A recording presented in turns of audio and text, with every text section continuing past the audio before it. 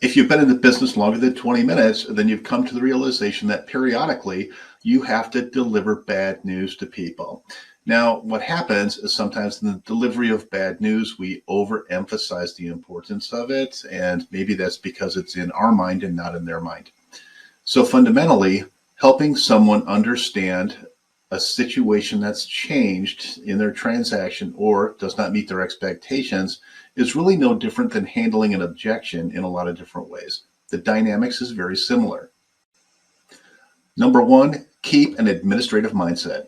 Stay administrative. This doesn't mean you're cold or not compassionate, but what you want to do is do a very quick analysis to determine, is this actually creating harm? Is this new situation actually creating harm or not? Is it purely a perception, or is it creating actual damage? So 9 times out of 10, it really is not necessarily creating a real issue. What it does is it creates a little bit of emotional instability in your customer because now something has happened and it was potentially unforeseen. Number 2, unforeseen issues. Guess what? You can actually address some of these unforeseen issues earlier in a process when you go through the interview process with either the buyer interview or the seller interview. You might want to casually bring something up at that point and say, gosh, periodically transactions don't necessarily go very smoothly. One of the things that we do very well is we troubleshoot issues in advance so that we can avoid unforeseen things happening.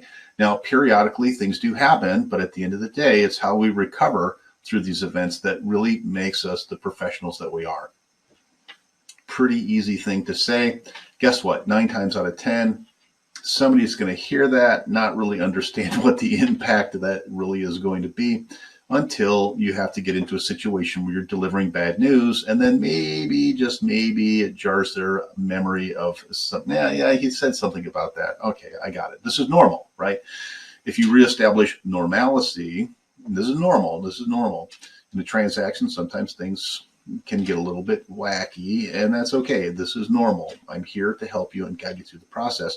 Reestablishing normalcy baseline is the second most important thing you can do when you're delivering bad news.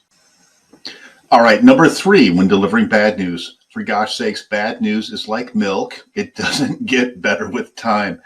What you want to do is kind of measure your response appropriately. Sometimes situations resolve themselves with little or no effort, and you don't actually have to deliver the bad news. Or you can recap something after it's been resolved. But here's the problem. If you wait, and the situation doesn't resolve itself, it's going to get spoiled and it's going to start stinking, and it's going to be much more difficult to recover your credibility on the other side. Bad news is like milk. It doesn't get better with time. And finally, number 4, in delivering bad news, find closure and move on. So closure doesn't happen in your mind. Closure happens in the mind of your client or your customer. Don't gloss over it, and don't just push them through to closure and say, hey, everything's fine, right? Hey, let's go. Boom, we're out of here. No. What you want to do is you need to measure their emotional response and let them digest what you said. If they're highly emotional, it might manifest itself in a variety of ways. They might not say anything, right? And so don't take their silence as agreement that everything's okay. Go digging for it a little bit. Ask some additional qualifying questions, but you're going to have to find agreement to move on. So you might say something simple like, I really appreciate this is not the ideal situation. This was not your expectation.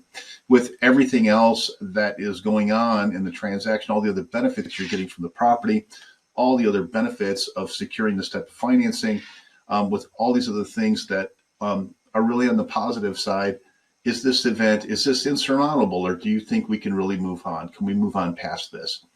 Now, that seems like a very formalized way to get closure, but right then and there, you're going to get a yes or a no, and this is not going to come back and haunt you later. I 100% recommend the 4th step, and that is find closure and agreement forward. If you don't, you might have a problem, and it might happen when you least expect it.